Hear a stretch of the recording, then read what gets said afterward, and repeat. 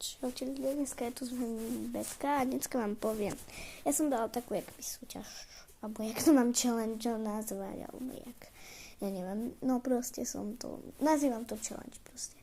Že vy mi napíšete, na akú pesničku si minú mám zaspievať. Akože ja to budem ďalej robiť, ale už bez pesničky, že to budem iba spievať. Lebo mne prišla správa, že nemôžem dať čo, že kradnúť pesničky, že kradnem pesničky, dačo, že na YouTube, že ako prišlo do mailu, kde mi mama hovorila, že dačo, že že kradnem pesničku, že nemôžem spievať na koho pesničku, lebo to nie je moja pesnička, akože. Čiže budem, ale len tak, že bez pesničky, ale budem spievať. Ako chápete, nie, že tam pôjde hudba, ale že iba tak budem spievať.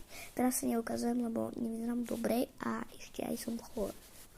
Čiže keď budem zdravá, môžem ďalej spievať. A bolo tam čo najviac Tvoje rúže. Čiže budú nasledovať Tvoje rúže a ešte dáme aj Baby. Lebo vtedy som robila Baby a dačo to potom prišla tá správa a sa vymazalo to video. Čiže tak, ľudia, čiže takto budem robiť. Keď budem zdravá, hneď pôjde Tvoje rúže a potom Baby. Alebo na to samujem a pôjde nakoniec Baby a potom Tvoje rúže. Čiže musíte počkať, dokým budem zdravá a vtedy budem nadať, že ma boli hrdlo, čiže a tak aj kašlem trošku. No.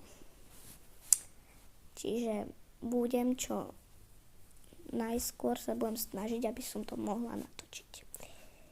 No, tak čaute, dneska to bol s vami Betka, dajte mi like, odber a pekný komentár, tak čaute.